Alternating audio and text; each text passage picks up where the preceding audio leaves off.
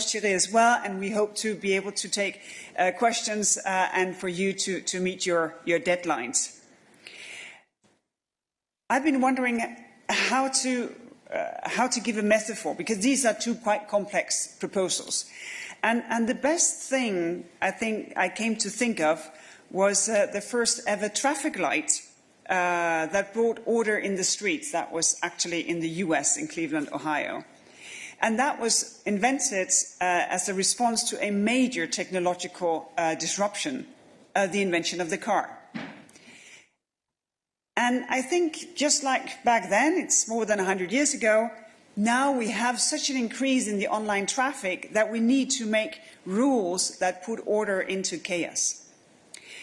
And that is what the Digital Services Act is all about. Creating new rules, making the online world a safe, reliable, secure space for users of digital roads. Because we should be able to trust what we see online, to navigate without being confronted with terrorist propaganda, and feeling certain that the toy that we buy online is safe, just as well as the toy that we buy in a brick-and-mortar shop. Three main actions in the Digital Services Act: more safety for users, increasing transparency of platforms, and better enforcement.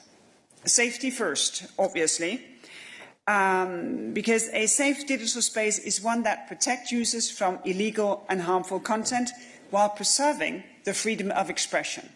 And that is the very important balance that we have been keeping. So we introduce new due diligence obligations. Digital platforms will be required to swiftly remove illegal content, but in parallel to explain why to the user, why the content was removed, and give him or her an option to complain about it. Also, the new obligation to know your customer will require online marketplaces to check their seller's identity before they are allowed on the platform, which will make it so much more difficult for dodgy traders to do their business. Then transparency. It's quite difficult to realize, to see through why you see this and not that. Why is one seller ranked higher than another? Why do we get to see this first, this second, and maybe something not at all? So the Digital Services Act will also require platforms to tell us how their algorithms work, how their recommender system selects the content that they show us, but not require platforms to reveal their algorithms, but to give us a better idea of who's trying to influence us and give us a choice as to whether we want to trust this or not. And last but not least, enforcement, because no legislation is any better than the enforcement of it. For people to travel safely, well, we need to have the same rules across Europe. This is why it's a regulation. This is why it's based on single market legal basis. And it needs to be tied to possible sanctions. We maintain the country of origin principle that everyone knows so well, but member states will be much better equipped to enforce their national laws, and the authorities that are to where the platforms are established, well, they will be much better at imposing redress actions if a platform fails to comply. So there will be a European approach to having still the country of origin principle. Now turning to the Digital Markets Act. This is our second proposal, and where the Digital Services Act is horizontal, applies to everyone, well, the Digital Markets Act applies specifically to what we call gatekeepers. And gatekeepers, they are defined by a special role that they fulfill in the marketplace. A role defined by the size, the role they play, and the durability in the market. So first on size. Gatekeepers, they are large players in terms of annual turnover, market capitalization, and they are active in several member states.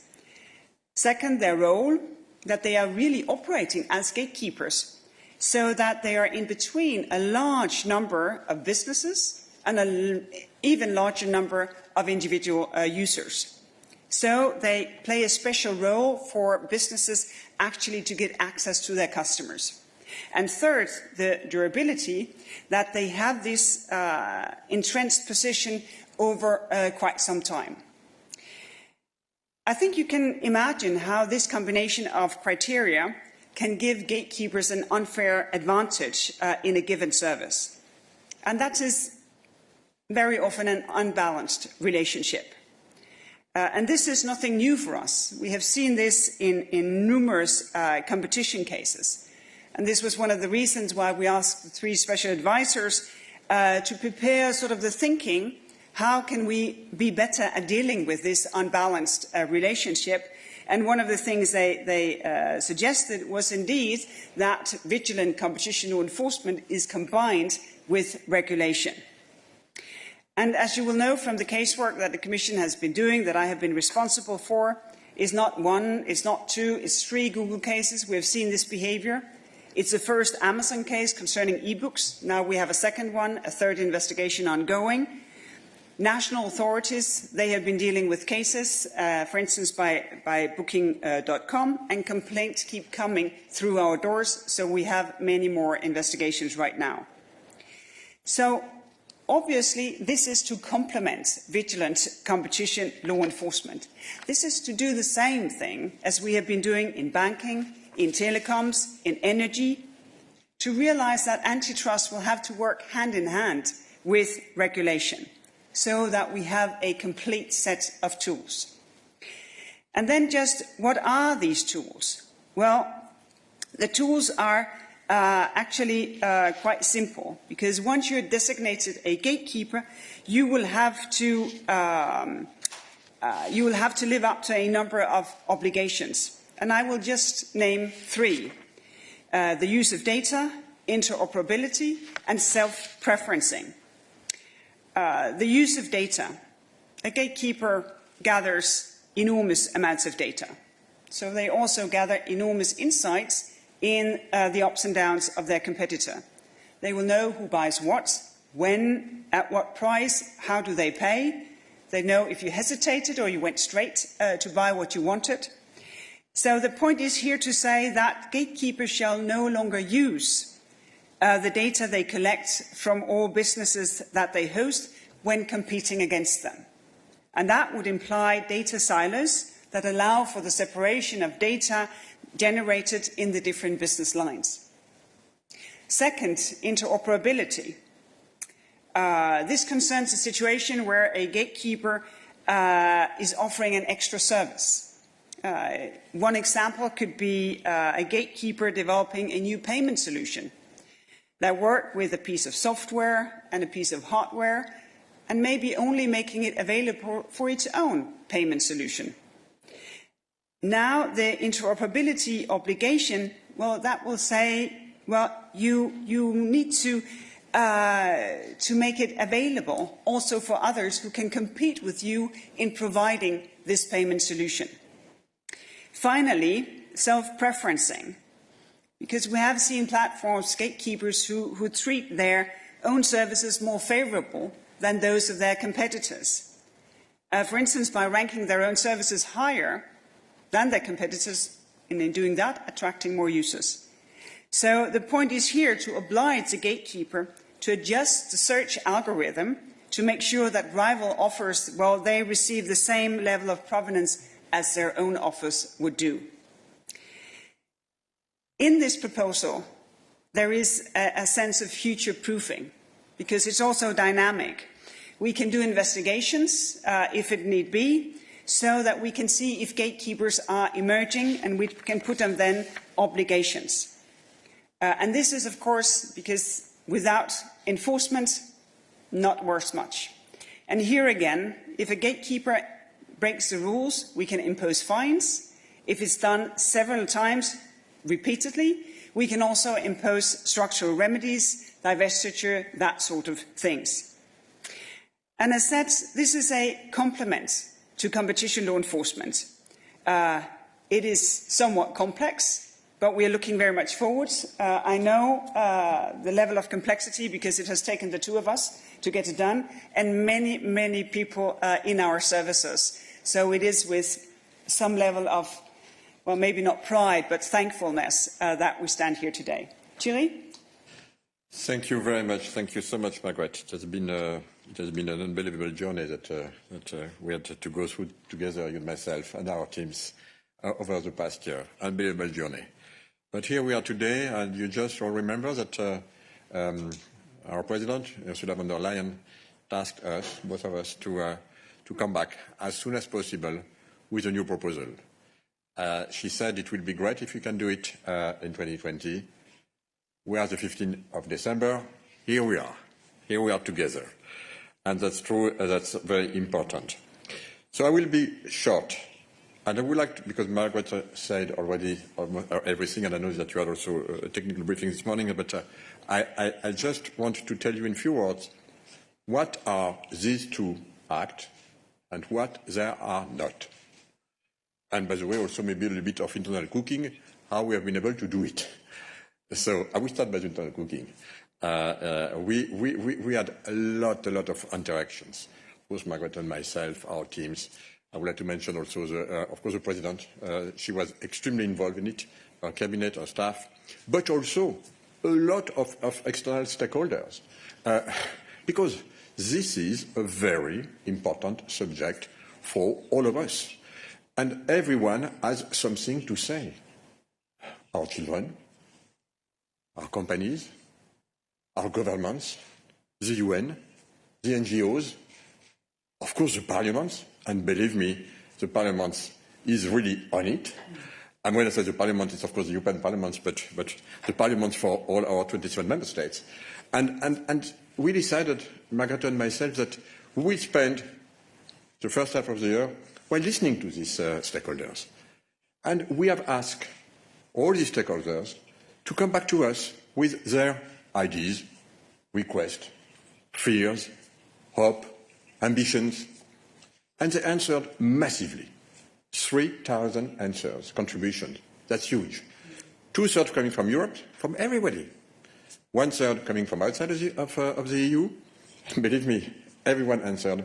And we took the time, Margaret and myself, including, by the way, during the summertime, to look at it. Of course, we will not make everybody happy. But we took our decision. We are a political body, and it's our role to take political decisions. This is exactly what we are presenting to you today. What it is not, this is not, and we will never say here, either myself, of course, Margaret neither, we believe that this company or that company are too big. We don't say that here in Europe. We respect companies. But we say that the bigger they are, the more obligations they may have to fulfill what is important to us. In other words, what it is to give clarity, to give visibility, to give objectives. Everybody is welcome in Europe. But our responsibility is to decide and to give the directions and the rules just to protect what is important to us. In other words, this is not two acts where we will say, oh, this company is too big, we will propose a dismantlement. Not here, not on this side of the ocean. You will never hear either, of course, Margaret and myself to say that. This is, again, not against, it is for.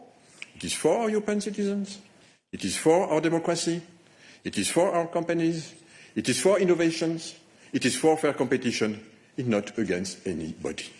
So this being said, I just would like to say, of course, that with regulations, as Margaret said, you need to have also sanctions. We hope, of course, that we will not have to apply these sanctions. Mais on sait aussi que quand il y a une bonne régulation, eh ben, il faut aussi avoir des sanctions, ne serait-ce que pour protéger l'immense majorité qui va respecter ces règles. Donc, on a pris, et c'est là où l'expérience de Margaret a été extraordinairement importante, parce qu'évidemment, on a pris beaucoup de règles qui ont fait leurs preuves, y compris dans les sanctions, dans le monde de la concurrence, puis on les a appliquées parce qu'on sait qu'elles marchent. Elles sont souvent suffisamment importante pour décourager les mauvaises pratiques, mais des fois aussi pas assez. Et donc, on a pris toute la panoplie des sanctions, jusqu'à, évidemment, si jamais on répète, il y a des amendes. Et puis, si jamais ça se répétait, notamment pour le DMA, on sait que dans les règles de concurrence, ça peut aller jusqu'à la proposition d'une séparation structurelle. Et on l'a mis, encore une fois, dans les sanctions. C'est ça ce que c'est le DSA, c'est ça ce que c'est le DMA. Deuxième point, Margaret l'a dit, mais je voudrais le redire très rapidement, parce qu'il faut laisser la place aux questions. Le DSA, c'est une législation horizontale. On fait ça. On en est bien conscient, sans doute pour les années qui viennent, quand on sait que la dernière c'était en 2000, et quand on sait le travail que ça a représenté, que ça représente pour nos équipes, et puis on ne se fait pas d'illusions, Margaret, qu'on va aussi avoir maintenant pour finaliser tout ça, notamment avec le Parlement, mais on sait qu'il y a beaucoup de soutien, les États membres nous soutiennent aussi beaucoup, mais enfin, il y a ensuite la démocratie, le temps de la démocratie, et on sera évidemment présents tous les deux pour expliquer, et aller évidemment jusqu'au trilogue final. Il n'empêche, il n'en demeure pas moins que nous sommes conscients que ce qu'on fait, ça va normalement structurer pour des années. Et plus ça sera long, mieux ce sera pour l'activité, pour l'économie, pour l'innovation, parce que les entreprises, qui sont les bienvenues, les grandes plateformes aussi, ont besoin de lisibilité. Elles ont juste besoin qu'on leur dise ce qu'on peut faire et ce qu'on ne peut pas faire. Pour le DSA, des obligations, on va les auditer. Quand elles sont suffisamment systémiques, on l'a dit, c'est qu'on est des très grandes plateformes. En gros, plus de 10% de la population européenne comme client, ça fait en gros plus de 45 millions, et dans 3 pays, c'est quand même déjà des plateformes très significatives. Vous avez des obligations supplémentaires parce que la viralité peut être importante. Quand il se passe quelque chose, on peut toucher beaucoup plus de monde. For the DMA, this is really something different, because of course, now the DMA, it's a regulation ex ante. And we had a lot of discussion. I understand that in other countries or continents, they will stick only to the pure competition rules. For us, we decided, based, of course, of the experience already in this House and under Margaret leadership, that we had to take maybe another approach with an ex ante to be quick and fast. Because we know that in the digital space, digital sphere, speed is of the essence. And we need to act quickly. Because if we don't act quickly, we may then disturb concurrence and destroy opportunities for some players who could, if not, could have been successful innovators. And this is why here we have also some different criteria, of course, and of course different obligations, ex ante. And the criteria, as Margaret said, are the size. And we define the size by, of course, revenue. But we know also that in the 21st century, revenue are linked also with market power or fair market value. This is why we have an or, certain level of revenue, or a specific market value. By the way, you see that the market value, fair market value, is roughly around 65 billion. This is what is written in the document you will have. It represents, just to give you an idea, if you take Euro Stock 50, the average market value of the 50 biggest companies in Europe is roughly 55, 56 billion. So it means that you belong to the first half of the 50 largest company in Europe, which is already quite successful. And of course, and we encourage this, but bigger size, bigger responsibility. I don't want to be more long. We will have also, in terms of condition, of course, the number of, for DMA, the number of customers, same thing if it's B2C, 10% of the European population, and if it's B2B, 10,000 of these customers. So that's, we believe, a very, very balanced approach, very clear, with clear obligations. Again, everybody will be welcome. We will just organize ourselves so that we hope to be one of the most active digital markets in the world, while respecting everything which is important to us that I just mentioned. Thank you very much. Thank you very much to both of you for these introductions. Let's move to the questions and answer session. We have interpretation, to remind you, in German, English, French, Italian, Danish, Spanish, and international sign. And we will go immediately to the floor. I give the floor to Matthijs. Hi, my name is Matthijs Schiffers, het Financiële Dagblad from the Netherlands. I have a question for Commissioner Vestager. What is the main reason that the college meeting took so long today? I'm asking this because there have been quite some rumors that there are quite some different opinions on the DSA and the DMA within the college, not the least between you and Mr. Breton. Is there any merit in these rumors, or can you put them to bed? And the second question is regarding the sanctions, the fines, 6 to 10%, I read in the documents. Is that of total sales of company, global sales, or European sales? Because I'm hearing some different views on that. Well, thank you very much. It was a very good college. I think we spent the first 2 hours with NATO's Secretary General, Jens Stoltenberg. The first time ever that a NATO General Secretary actually visits the College of the European Union. And then we discussed a number of other things. Actually, I don't know if I say too much, I was a bit disappointed that we didn't have more time for the Digital Services Act and the Digital Markets Act, because as I think it is obvious, we have put a lot of effort into these two proposals. So that was not the case. I have also, well, maybe it's too much to say that it's rumors. I have read an article about the differences between Thierry and myself. I think they are obvious. I can confirm that we are different people. I also can confirm that we have discussions. And I think that is what leads to good, strong proposals. And this is why we're here today. If we were the same, well, I think our president would have to put something else down in the boil, in the bowl, actually, to make it cook and to produce something of value. So in that respect, I think you can rest assured that something is true. Yes, we're different, but something is true as well. This is our common proposal, and this is by the entire Commission. On the question of fines, it is indeed 6% in the Digital Services Act and 10% in the Digital Markets Act. It is Article 26, and it is 10% of its total turnover, each undertaking, the total turnover in the preceding financial year. Just one word on well, the first one, of course, Margaret said everything. I don't have anything to add. If, maybe one little thing, when we come to college, politically, of course, everything is already stabilized because we had already our discussion between us and, of course, including with our cabinet, and we have many internal discussions for months. So this is absolutely not related to the length of this college. We have so many subjects. So that's just to answer to your question, and I fully concur, of course, with what Margaret said. The second one, of course, is the 6 and 10% is for global turnover, which is important, not only European turnover. Thank you. We go to Silvia Amaro.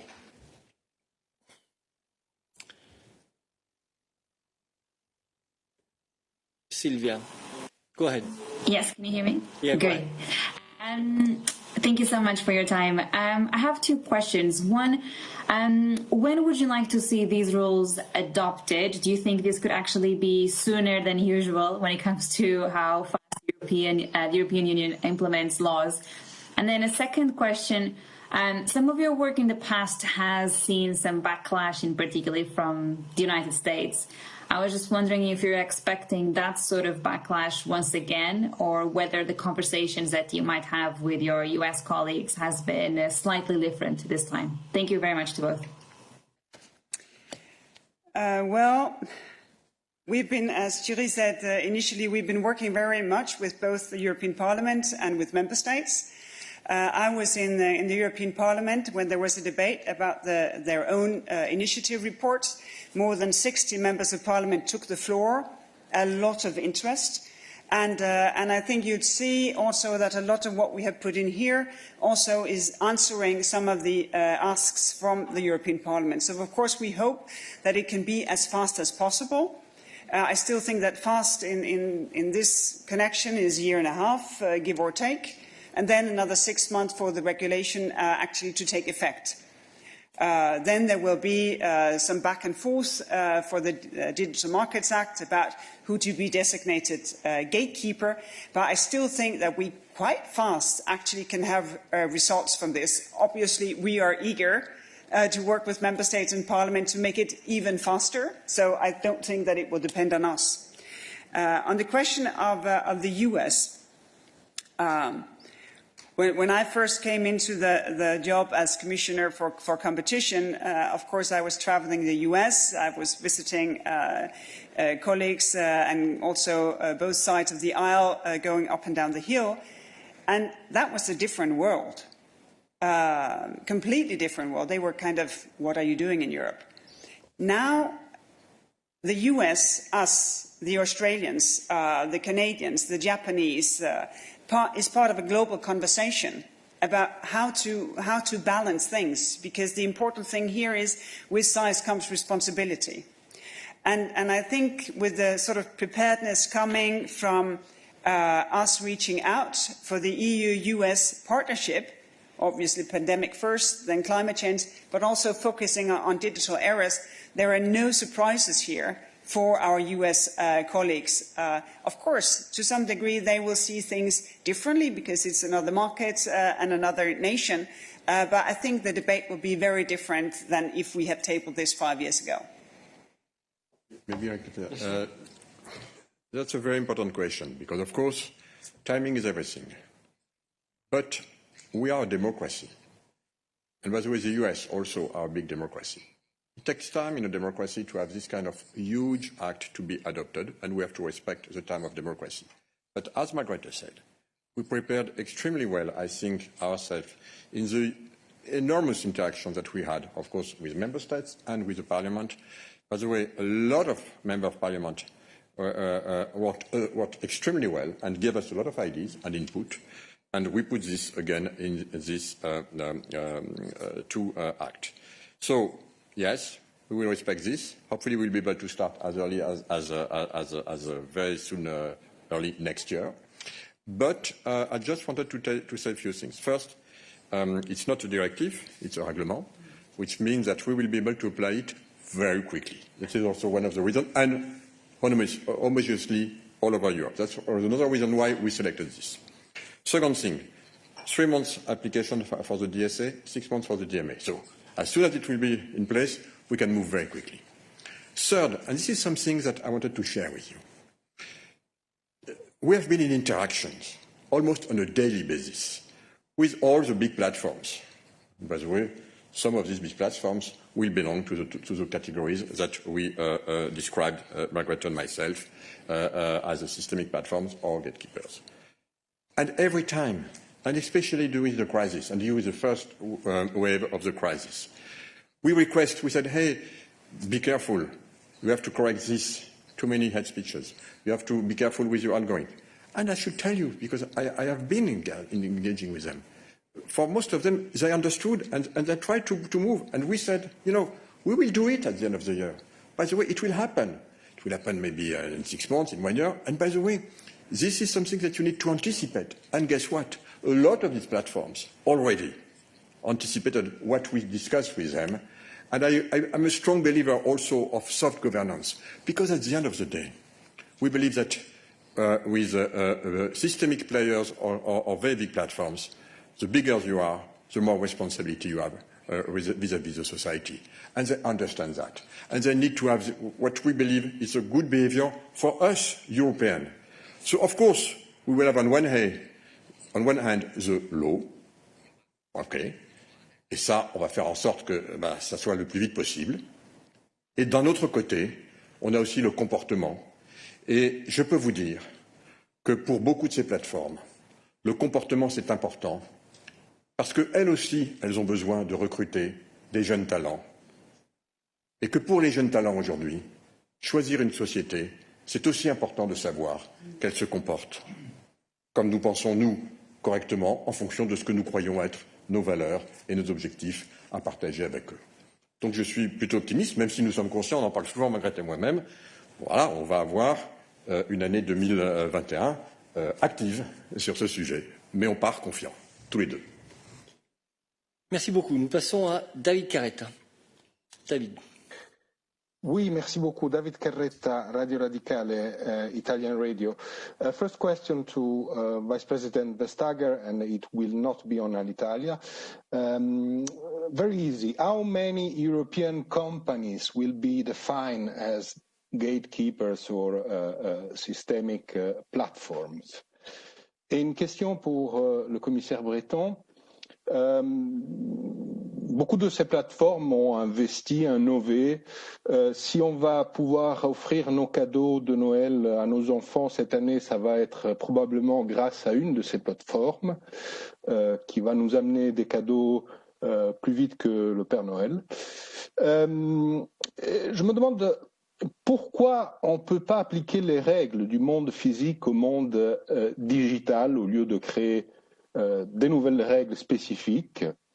Quand, par exemple, on a dans le monde physique des situations, vous l'avez lu ce matin sur Libération, où des producteurs de vêtements utilisent à la fin du travail forcé des Ouïghours en Chine, et tout cela est très légal, il n'y a aucun problème, et on ne fait pas de législation à côté. Pourquoi on ne peut pas adopter une même législation pour les deux espaces? Merci. Well, we've been discussing back and forth this question about whether or not to name the companies that we think comes within these presumption. As Thierry mentioned, an EU turnover of 6.5 billion or average market capitalization of 65 billion, being present in at least 3 member states with one core platform service, 45 million active users per month, 10,000 yearly business users per month. And we've been going back and forth because here we lay out some objective criteria that sort of translates the requirements of size and being an important gateway and having a durability. And we decided to say, well, it is for the companies themselves to identify. Because it may be market sensitive. It may also be that they are in 2 of the criteria or 3 of the criteria, but not in all of the criteria. If they're not in all of the criteria, then eventually we may do an investigation to see if it's an emerging gatekeeper. But also it's for them to rebut these assumptions of being a gatekeeper. And this is why I think it would be premature for us here to say, well, it's that and that and that platform, and definitely not those and those and those. So that will remain to be seen. Juste un mot sur la deuxième question sur les cadeaux de Noël. C'est un sujet d'actualité. Encore une fois, tout le monde est le bienvenu. Et on est parfaitement, non seulement conscient, mais on encourage la transition numérique, dont on sait qu'elle va profondément changer nos modes de comportement, l'organisation de notre environnement économique, y compris dans tous les écosystèmes qui composent aujourd'hui le marché intérieur. On est totalement, encore une fois, pour développer, bien entendu, ou que ceux qui sont les innovateurs puissent développer ce type de pratique. Maintenant, un point très intéressant que vous avez indiqué. Sur certaines de ces plateformes, on avait jusqu'à présent un peu un sentiment d'impunité. C'est-à-dire qu'on se disait, je suis sur une plateforme, je peux faire ou dire n'importe quoi, y compris par parenthèse, vendre, être l'intermédiaire de produits dont je ne me souciais peu de la façon dont ils avaient été fabriqués, ni où, ni comment, ni selon certaines régulations. Je connais bien le monde de l'entreprise, que ce soit offline ou online. Je peux vous dire que dans la plupart des cas désormais, avec les évolutions en matière de gouvernance, notamment sur la raison d'être, the purpose, de plus en plus, la pression extérieure, les analystes, les agences de notation, qu'elles soient encore une fois pour noter des activités économiques ou des activités qui sont des activités sociales, environnementales, ça pèse de plus en plus. Et aujourd'hui, si une entreprise, par exemple, je vais citer personne, je ne pense à personne, fabrique des vêtements, des chaussures, de sport ou je ne sais quoi, et qu'on se rend compte que celles-ci ont été faites dans des conditions qui sont les conditions que vous semblez pouvoir décrire, je peux vous dire que dans le monde physique, les CEO, eh bien, ils font très attention à ça parce qu'ils connaissent l'impact que ça peut avoir si jamais effectivement cet événement est non seulement découvert, mais ensuite rendu public. Donc, il y a une autorégulation qui se fait. Eh bien, voyez-vous, dans le monde online, cette autorégulation, elle ne se faisait pas encore, parce qu'on avait le sentiment, encore une fois, qu'on était en impunité. C'est pour ça que nous mettons précisément dans le DMA, et notamment pour ces gatekeepers, et notamment en ce qui concerne la vente de produits, pour éviter aussi les produits contrefaits, qui est un vrai sujet, eh bien, nous mettons cette obligation de know your customers, c'est-à-dire que vous avez l'obligation de savoir eh bien, quand vous vendez, si jamais il y a un produit illégal qui est découvert, vous devez savoir qui est celui qui est à l'origine pour commencer précisément à imposer ce type de comportement, ce qui ne veut absolument pas dire qu'on ne va pas encourager, ce n'est pas notre rôle. On laisse évidemment la libre entreprise se développer, mais on met des règles, y compris là, sur ce point précis, des règles qui existaient soit de façon totalement hard law, soit de façon soft law, eh bien on les transpose dans l'espace informationnel. Merci. Nous passons à Yunchi. It's a question for the Vice President. I was wondering, with these DSA and DMA rules, what about your ongoing antitrust cases, for example, into Amazon and Google and Facebook? Do you see that concluding before the rules are in place, or will it be the other way around, or conclude or at the same time? Thank you. What we are suggesting here is without prejudice, both to 101 and 102. And actually, there's also some room for national competition legislation. Of course, you cannot sort of undermine neither the Digital Services Act or the Digital Markets Act, but actually you can do more. So we can continue the cases that we're doing, and we will indeed continue the cases. And of course, we will do our best to finalize those as fast as possible. You know, we just sent a statement of objection to Amazon while opening another Amazon case. The Apple cases are also quite advanced. So, of course, we will continue doing our job because the people depending on a solution on those issues, they shall not wait for these regulations to come in place. Thank you. We move now to Matthew Newman.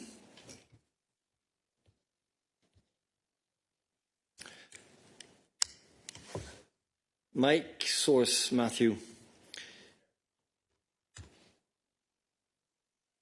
Yeah. Can you hear me? Okay, sorry about that.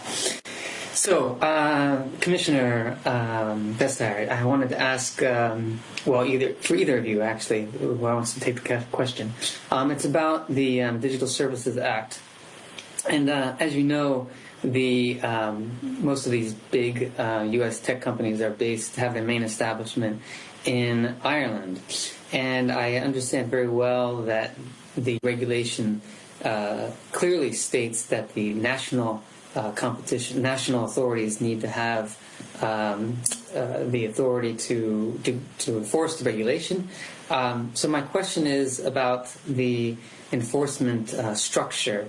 Do you expect that for the very large companies, the very large platforms, that Ireland will get most of the investigations, get most of the complaints, similar to what's going on with data protection regulation?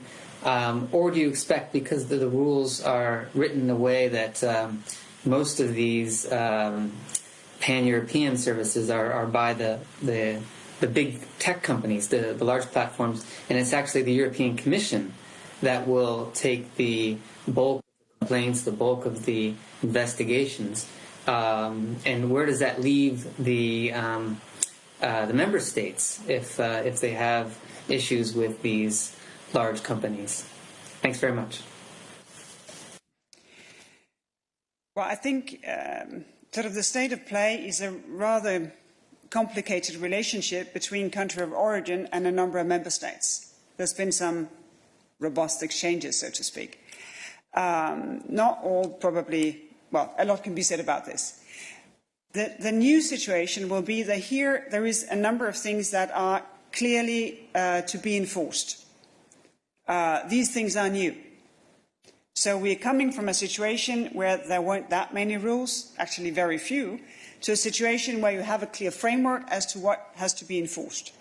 And that is then for the country of origin, for the main ballpark of that.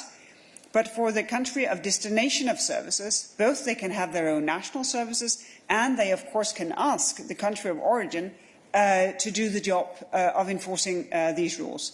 If that is not happening, and here we are suggesting timelines, deadlines as to when it should happen, then eventually the Commission can take over and actually do it.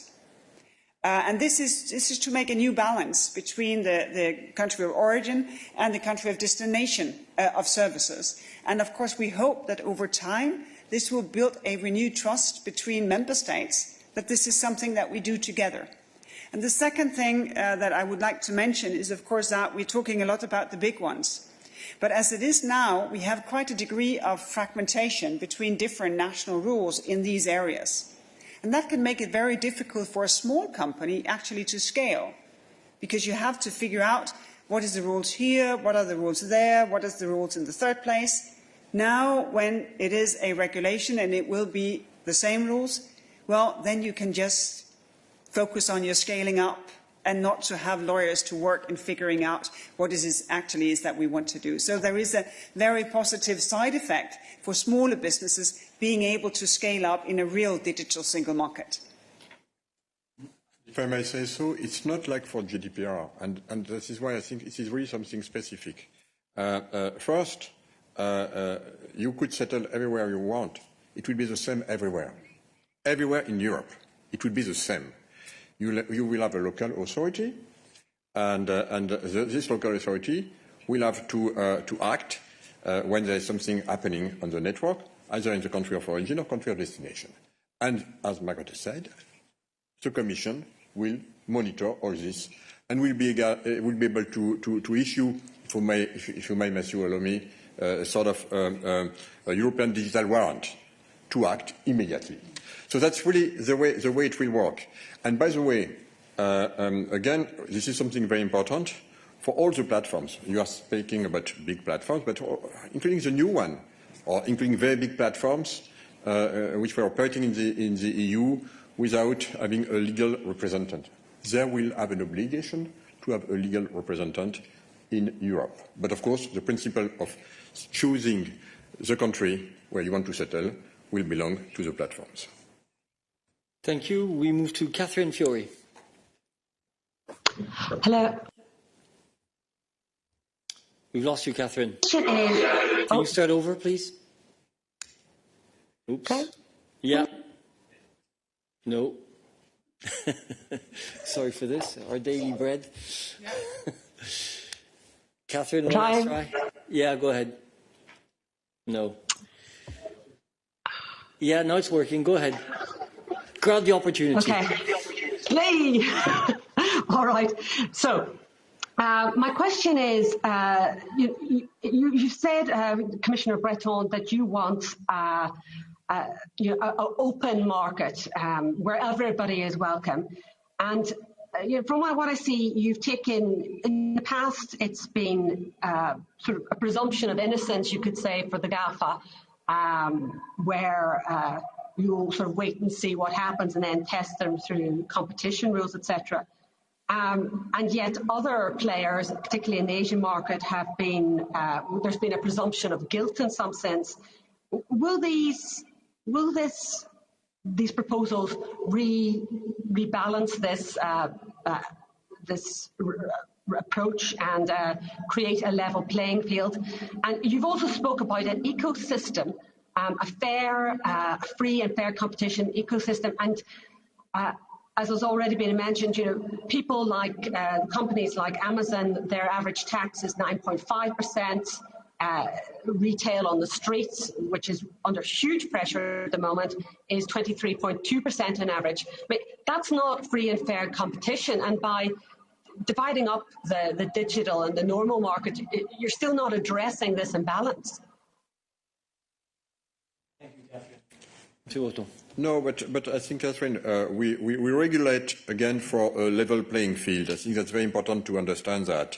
So that all businesses will have the same opportunities, no matter the nationality. This is really something which is important. We also have civil law, and that does not presuppose guilt, of course, just clear rules for everyone, as I said at the beginning. We are not targeting anybody. In DMA, we have just based, again, our approach on objective criteria, and that's it. So I think this is very clear, and again, I know that in some other part of the world they have a different approach. For us, this is our approach. This is why we say it's a level playing field, and by the way, including, which is very important for us, within the internal market. Maybe Margaret. You want to add a word? Yeah, well, sort of the idea is to say we can from our experience, from the special advisors, from others who have been looking into this, we can see that there are companies who play a very special role in the marketplace because of their size, because they are intermediaries between other businesses and customers or users, because they have been there for quite some time. And we then translate this role into what you could call rebuttable presumptions.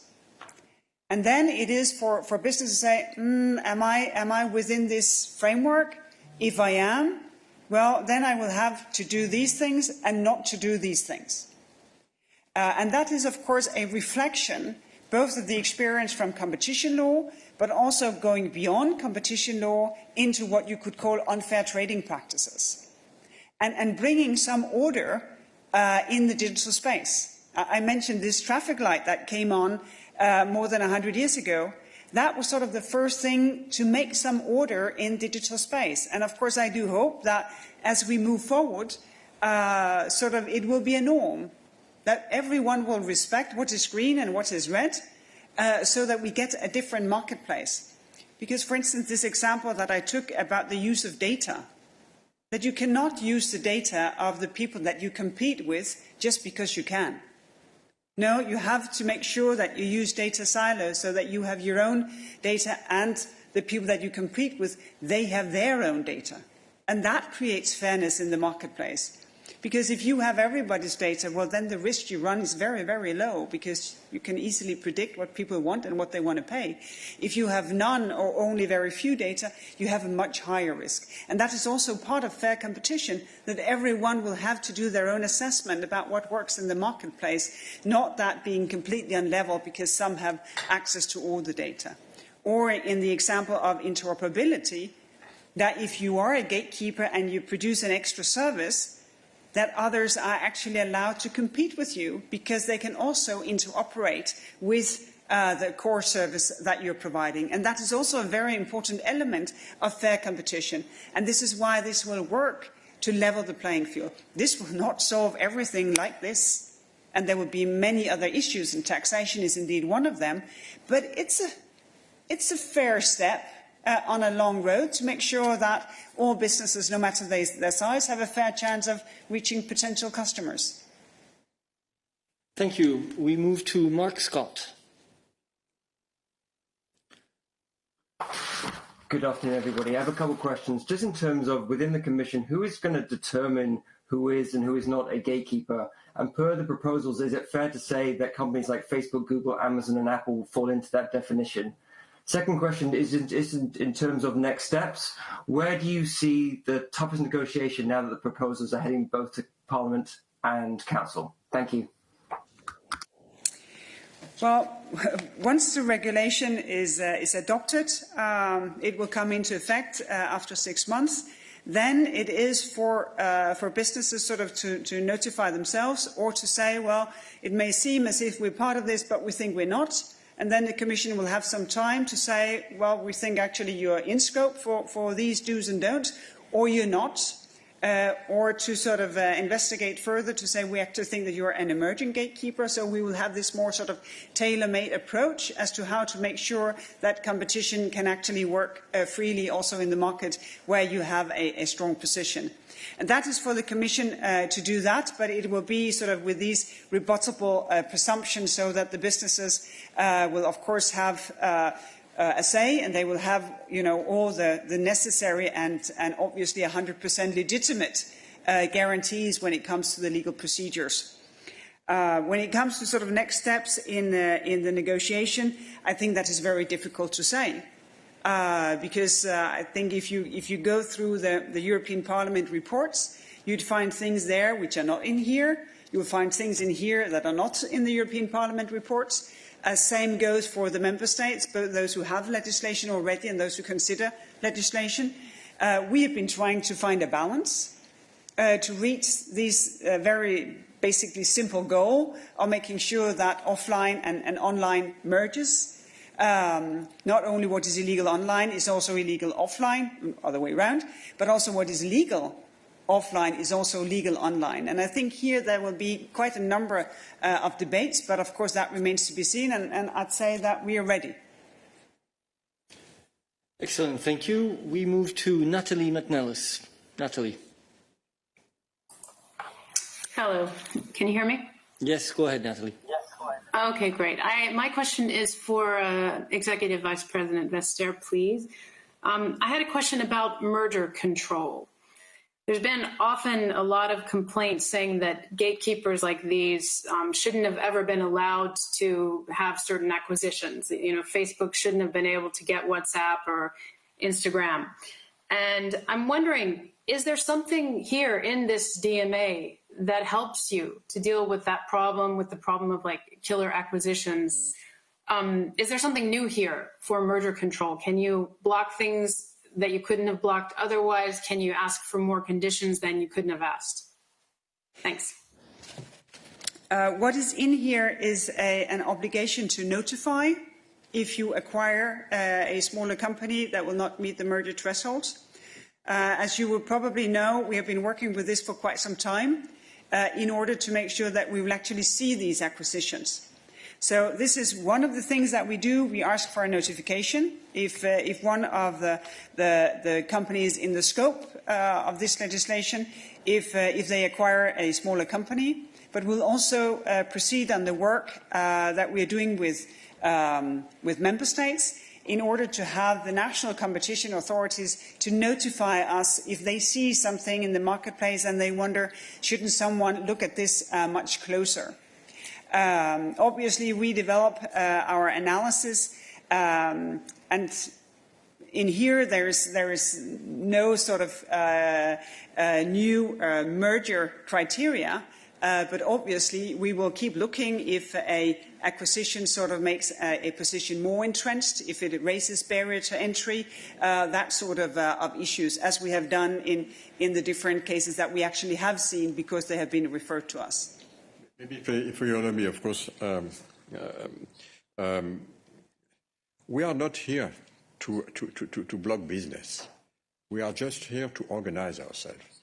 And what is very new, as Margrethe said, is that we will be able to be informed, and we will make sure.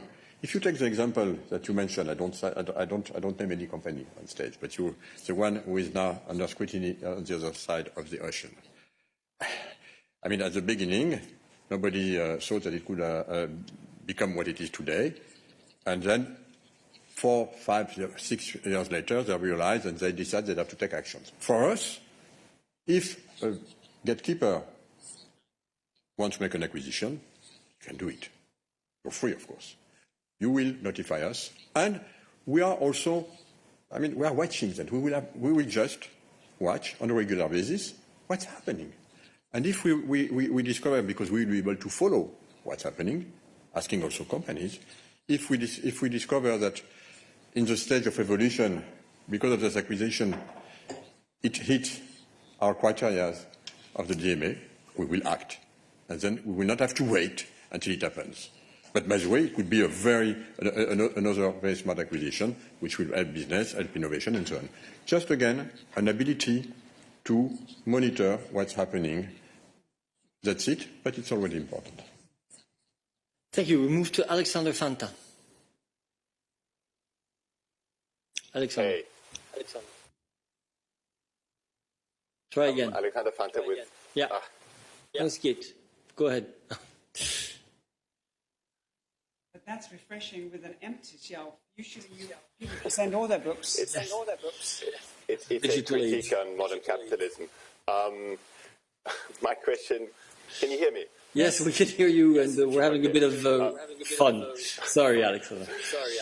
My question concerns the interoperability of services. The DMA states that gatekeeper platforms should allow business users and providers of auxiliary services to access and interoperability with their services, which would potentially, as I understand it, pave the way for for instance, the Commission to tell WhatsApp to make its service interoperable with other messaging services.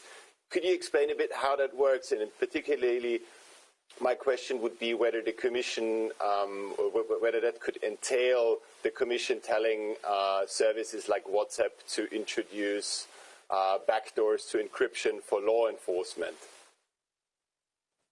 Oh wow, that was tricky. Not the first time he asked. Oh, and a number of things at the same time. It's not a given that interoperability will.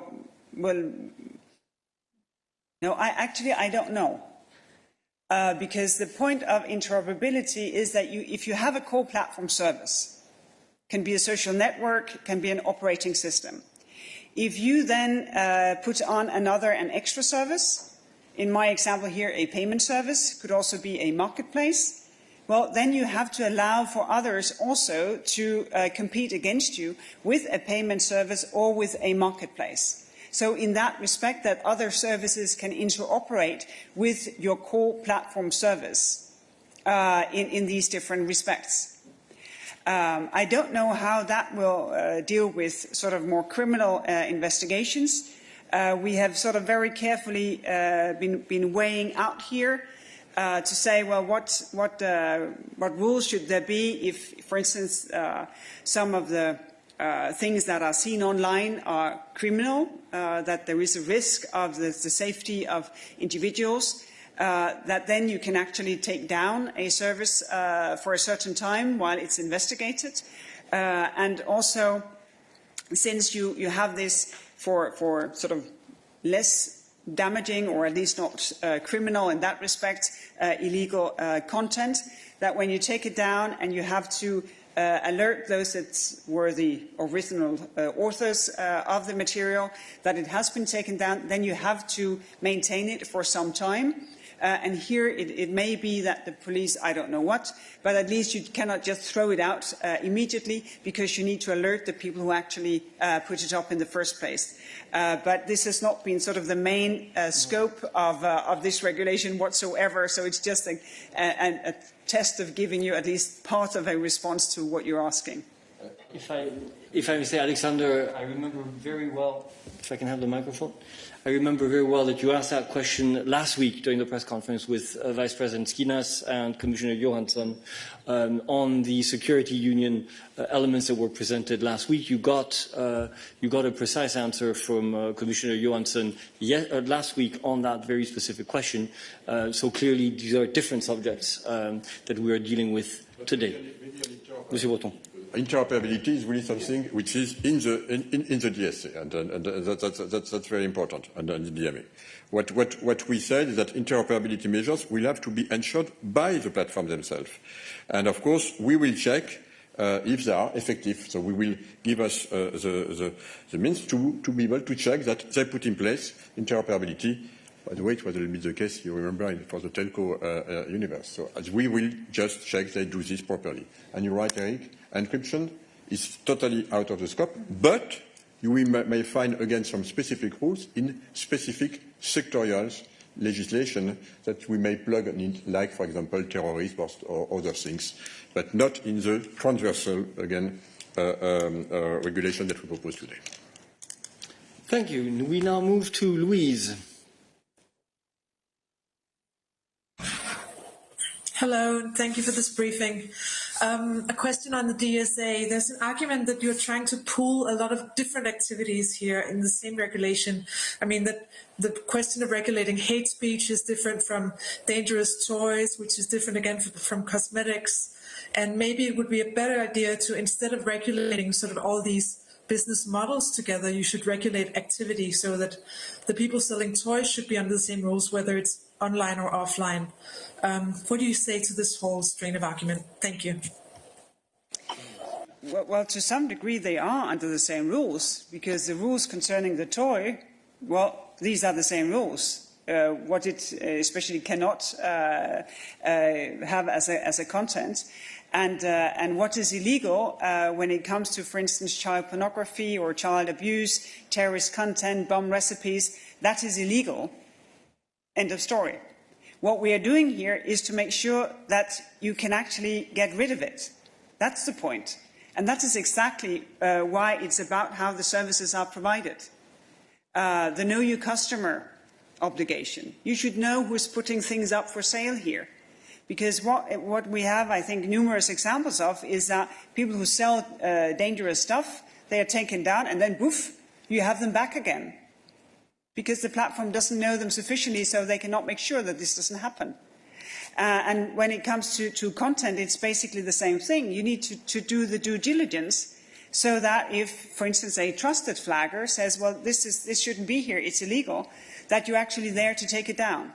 Because what is illegal is the same thing. It is in national legislation, it's in European legislation, it's in the different demands on products. That is the same. This is about how the services they are performed. And I think, as we said at the beginning, what is the DSA, what is not the DSA? The DSA do not regulate content. The DSA just give obligations. So we do not regulate content. Just vertical legislation that you may plug in will have their own requirements, both in terms, by the way, of sanction and also action by the platforms. And we will make sure that in these regulations that member states may do, that maybe the EU may do, we will make sure that the platforms have well put in place the tools to do it. But again, it's not about regulating content. Okay, if you have time, we still have 4 questions. We will now move to Naomi. Thank you very much for taking my question. So just quickly, we mentioned a little bit about Irish regulatory powers. Today we had the first fine of under GDPR of one of the tech companies, only €450,000, some 4 years after the offence. Is that meaningful at all for a company that has a turnover of 3.5 billion? And does that bode well for implementation of these new rules? And then if you could comment more generally on if you think that regulatory powers in Ireland are sufficient given their huge responsibilities on behalf of the EU. Thank you. You want?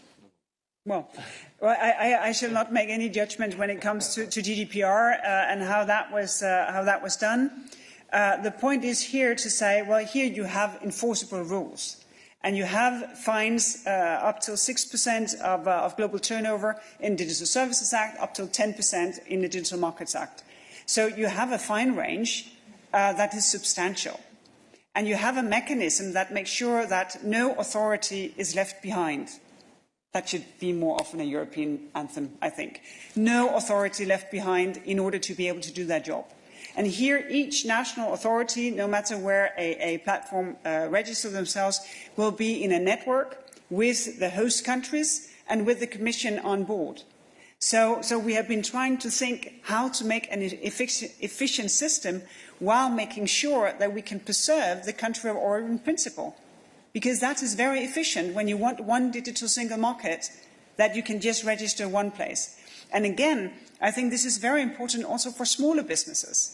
Because if you want to scale your business, it's a good thing that, oh, you're registered where is your home, where you sort of started your business, and you don't have to do more. And here again, you don't have to employ lawyers to sort of try to figure out what are then the rules in the next market, national market, where you want to go. So this is the balancing act here, to make it simple also for the smaller ones who want to scale up, while at the same time making the enforcement system more efficient. This is different from GDPR, and I think it's important to repeat it, just to highlight also your question.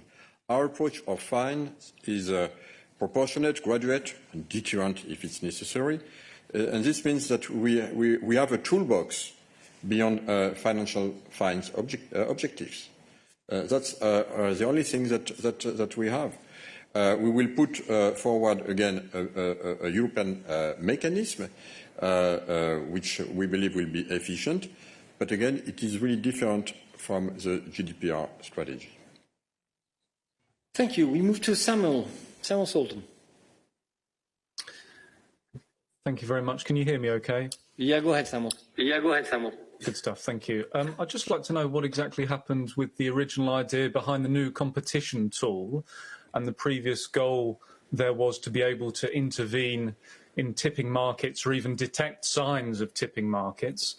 And secondly, there are reports recently that suggest the Commission will soon approve the acquisition of Fitbit by Google. If that acquisition goes ahead further down the line, how would the DMA, when eventually adopted, impact future business practices as part of acquisitions such as these? Thank you.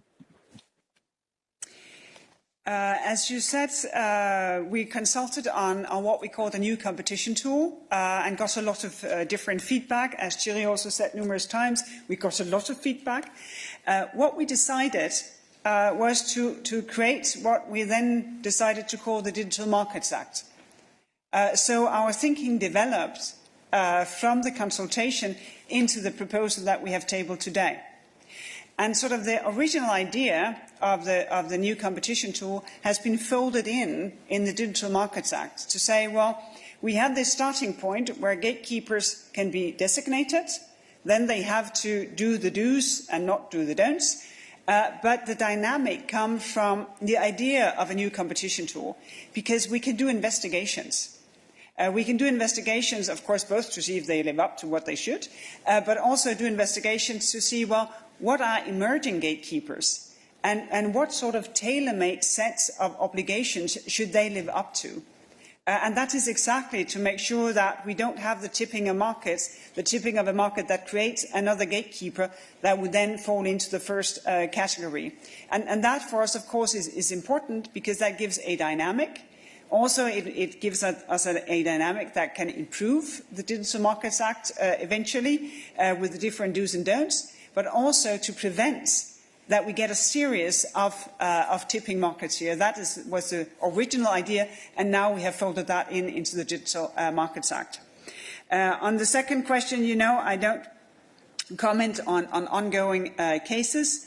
Again, one of the things that will be important is that if you are a gatekeeper and you have a core platform service, then if you compete with others in sort of extra services next to that, you will have to provide interoperability. You will have to make it possible for others to compete against you in these extra services or extra markets so that others actually have a fair chance of competing against you.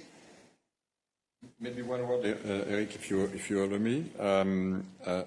We thought really a lot and we decided, as Margaret said, to take the best from the two ideas, the empower of ex ante and the flexibility of market investigation. And I think this is really, again, why it's maybe new and original, because we were looking again at the experience and also being able to act quickly. For the second question, I mean, of course, if this is a gatekeeper, we will monitor the gatekeeper. And we will have, of course, all information to see what's happening with this acquisition, and then we will follow. And if we realize that there is something wrong, like an economic strength, or which we believe could create some damages, some user lock-in, or I don't know, any kind of things which are again in the DMA, which is happening now because of this acquisition, then we will enforce. And we will ask to correct, and if they don't correct, we have all the gradations of our sanctions. That's it. Thank you. We move to Thibault. Let's see. Thibault, just a reminder, it's on DSA DMA. Huh? If not... Can I ask the question? Go ahead.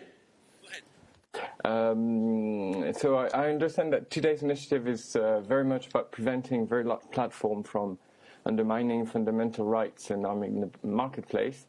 But what about member states which misuse competition rules to undermine fundamental rights and distort the marketplace? I think about Budapest, who keeps favoring pro-governmental media by giving most of the public subsidies. They changed merger rules to do that. There's a state aid case from 2016, I understand too, about that. About this, there's also Poland You just allowed a merger between Orlen and Lotos to go ahead. They argued that they would be in position to invest in the Green Deal, and the first big investment they make is to buy the biggest Polish press group, putting press freedom in danger according to the first reactions available. So can you tell us what you have done so far to prevent Hungary from misusing competition and stated policy to distort the market for news and restrict freedom of expression? Can you commit to use your enforcement powers to ensure that Poland and Hungary do not get rid of the free press by misusing competition policy? And would you be up to championing a Media Markets Act listing do's and don'ts to prevent states from meddling with the free press? Thank you very much, Thibault. I think the rules are clear. This is a press conference on the college readout and on the proposals on DSA and DMA that have been made today. And despite the really big interest of your questions, they're out of scope of today's press conference. So with my apologies, we will move to the last question today from Jacob Perry. Good evening, Commissioner, Executive Vice President. Jacob Perry from PAR. Just a question on whether there's been any reflection on what might be the institutional location of the unit responsible for overseeing the DMA. Has that been reflected on yet, or is that to come for a later day? And then another follow-up question just on how the DMA will interact with Article 102. That phrase, without prejudice, perhaps you could put it into layman's terms. Will there be any strictures on the Commission when it comes to deciding on how it will use Article 102 and the DMA? Thank you. Well, yes, we have the intention of having the Commission to deal with the DMA. And the second question, without prejudice to 101 or 102, means that, of course, 101 and 102 can be enforced whenever there is a case.